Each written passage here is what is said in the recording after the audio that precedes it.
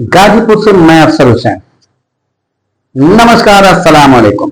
गाजीपुर के सांसद अफजाल अंसारी का बयान इस समय मीडिया में तेजी से वायरल हो रही है। उन्होंने अपनी जनसभा में इस तरह से सत्ताधारियों के बारे में बताया कि लोग खलबलाए हुए हैं। तो आइए आगे वीडियो में देखते हैं उन्होंने किस तरह से हर चीजों का पोल खोल कर रख दिया है, सत्ताधारियों का पोल खोल कर रख दिया है कि हरियाणा में चुनाव कैसे हुआ, तो वो क्या किए और किस तरह से उन्होंने सत्ता लाया। तो आइए वीडियो में हम देखते हैं।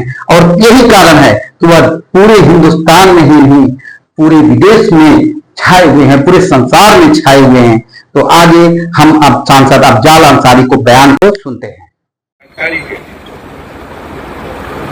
भारत सरकार ने, मौजूदा सरकार ने नहीं, इसके पहले, उससे पहले और उससे पहले की सरकार ने, यानी 20 साल पहले की सरकार ने एक फैसला लिया कि देश के ग्रामीण क्षेत्रों में सड़कों का बहुत अभाव है।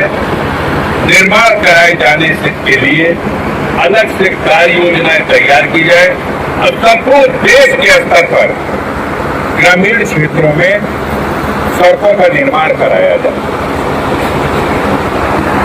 इस कड़ी में अब आज पहले जो प्लानिंग कमीशन था वो आज नीति आयोग हो चुका है, नाम बदल दिया गया। उस समय प्लानिंग कमीशन ने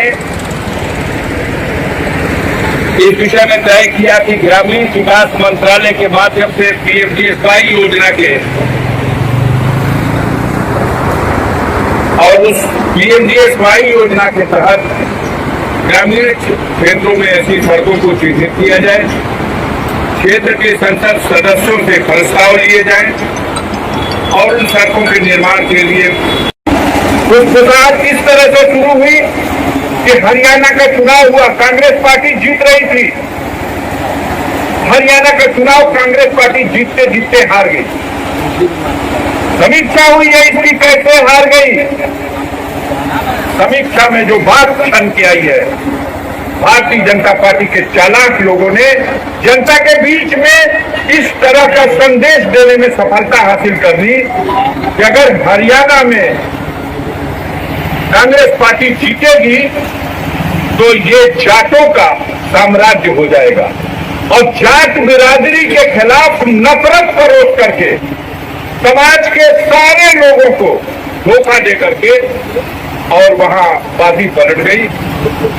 बुड्ढा साहब का जो मनमानापन था और उनके मनमानापन को जिस तरह से प्रस्तुत किया भारतीय जनता पार्टी ने, उसका परिणाम था कि जाट जाति के नफरत को परोस करके वहां अन्य जाति होती तो शायद पूरे गांव का घर गिरा दिया गया होता बुलडोजर से और कई लोगों को गोली मार दी गई होती उनके पैरों में, उनके साथी।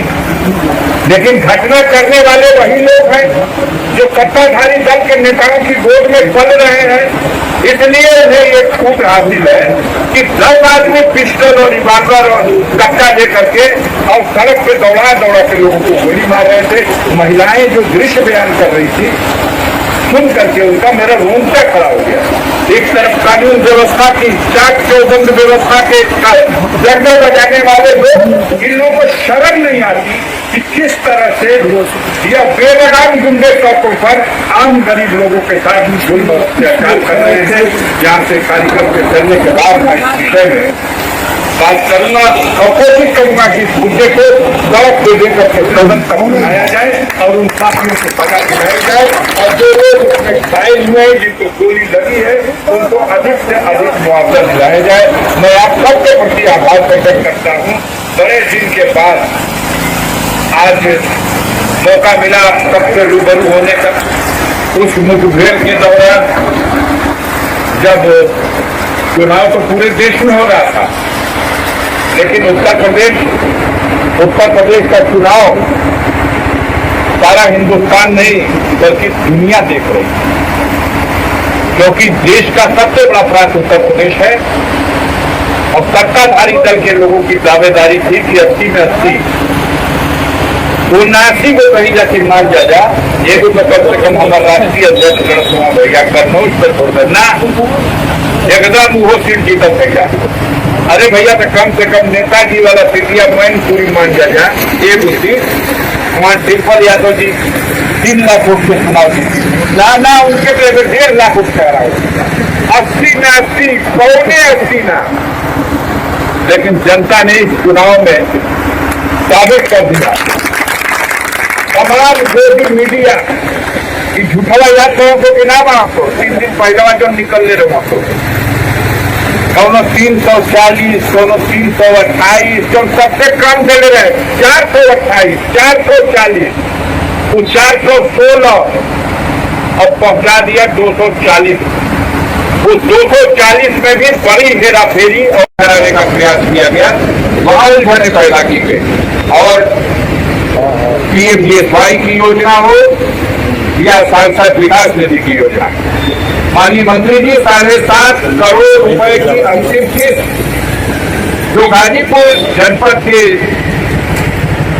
संसद सदस्य के परामर्श से उसके प्रस्ताव से जनता की जरूरतों के लिए खर्च की जानी थी, ऐसी परिस्थितियां पैदा की गई कि वो बजट गाजीपुर में नहीं आया। ये बहुत बड़ा नुकसान था जनपद के विकास के लिए।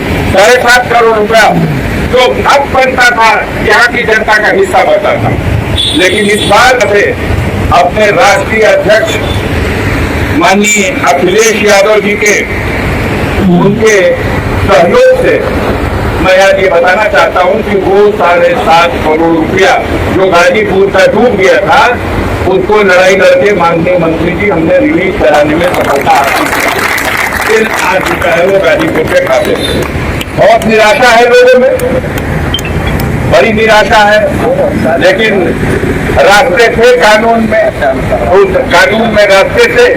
तो इस समय आपके पास अब वो 2 किस्तों में 2.5 करोड़ और 2.5 करोड़ वो खत्म, पूरा का पूरा 1 साल का 5 करोड़ और 7.5 करोड़ बकाया ब्याज सही ये लाने में सफलता मिली है। और हमने इसीलिए